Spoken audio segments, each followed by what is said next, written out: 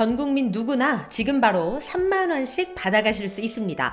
이건 몰라서 못 받는 돈인데요. 나라에서 그렇게 주고 있는 제도입니다. 이건 무조건 받으셔야 합니다. 그래서 준비했습니다. 어떻게 해야 3만 원을 받을 수 있는지 오늘 영상을 통해 자세히 알려드리겠습니다. 돈 받아갈 준비하세요. 시니어 전성시대 지금 시작합니다.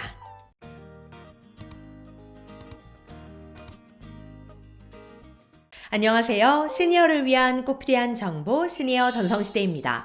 요즘 신기한 제도가 하나 생겼습니다. 10만 원을 내면 13만 원을 돌려주는 제도인데요.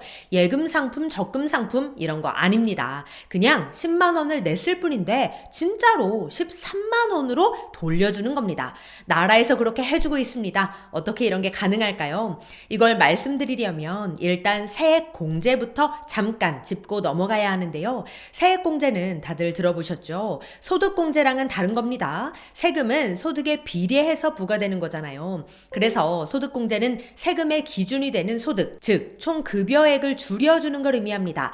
한마디로 소득 중 일정 부분을 소득에서 제해서 과세 대상을 줄여주는 거예요. 하지만 지금 말씀드리는 세액공제는 다릅니다. 세액공제는 납세자가 부담해야 하는 세액 중에서 세금을 아예 빼주는 걸 의미합니다. 즉 세금 자체를 깎아주는 것이기 때문에 소득공제보다 세금 혜택이 더 큰 특징이 있는데요. 대표적으로 자녀세액공제, 연금계좌 세액공제, 또 특별세액공제라고 해서 보장성 보험료, 교육비, 의료비, 기부금 등이 여기에 해당됩니다. 연금계좌 같은 경우에는 납부한 돈의 16.5%까지 세액공제를 해주고 정치자금도 세액공제 대상이 되는데 정치자금은 10만 원까지는 100% 세액공제 대상이 됩니다. 즉 10만 원을 냈으면 10만 원 그대로 다시 돌려준다는 얘기입니다. 낸 돈을 다시 그대로 돌려주는 거니까 어마어마한 공제인 거죠. 그런데 이것보다 더 어마어마한 혜택이 이번에 새로 생겼습니다. 정치자금은 10만 원 내면 10만 원 그대로 세액공제라고 했죠. 이건 10만 원을 내면 10만 원에 3만 원까지 더해서 돌려줍니다. 3만 원 꽁돈이 생기는 거나 다름이 없는 건데요. 그래서 요새 이 제도를 활용하시는 분들이 많다고 합니다. 그것은 바로 고향사랑 기부제라는 건데요. 고향사랑 기부제란 개인이 고향에 기부를 하면 각 지자체는 이 기부금을 모아서 주민복리에 사용하는 제도를 의미합니다. 그리고 기부자에게는 세액공제 혜택과 함께 기부금액의 30% 한도 내로 캐시백까지 제공해 주는데요. 세액공제는 10만 원 이하까지는 100% 공제를 해주기 때문에 10만 원을 기부하면 10만 원을 다시 돌려받게 됩니다. 그리고 여기에 30%만큼 캐시백이니까 즉 3만 원만큼 더 받게 되는 거죠. 3만 원만큼의 지역사랑 상품권이나 지역 답례품을 받게 되는 건데요. 내가 기부한 돈 이상으로 더 돌려받는 혜택이니까 기부도 하고 돈도 벌고 일석이조 이상인 겁니다.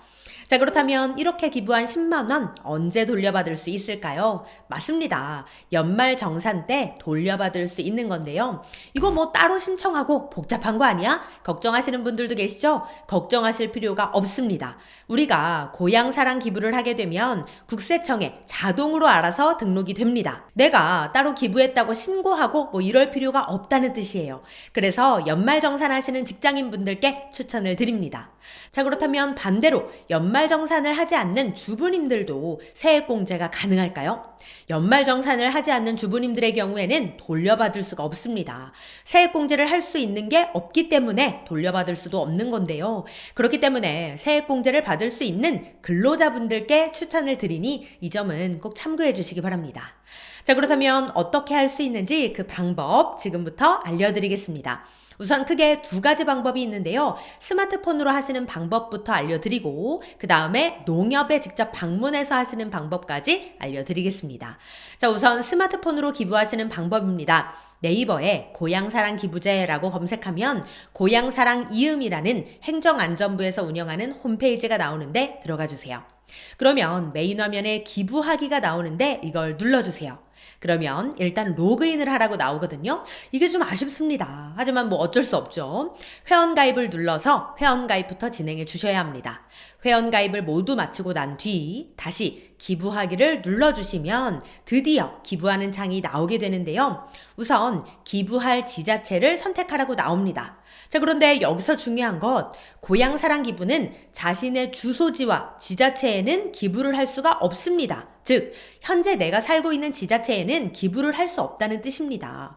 나는 여기가 고향인데 여기서 쭉 살았는데 그렇다고 하더라도 현재 내가 살고 있는 지자체는 기부가 안 된다고 해요.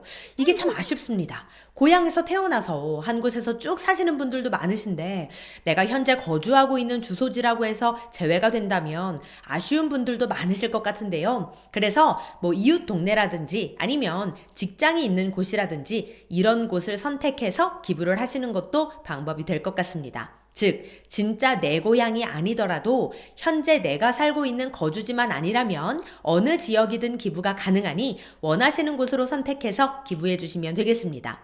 자, 그런데 여기서 팁 한 가지를 알려드리자면 지역사랑 상품권으로 제공되는 경우가 많기 때문에 이왕이면 내가 직접 방문할 수 있는 지역으로 선택하시는 게 좋기는 합니다.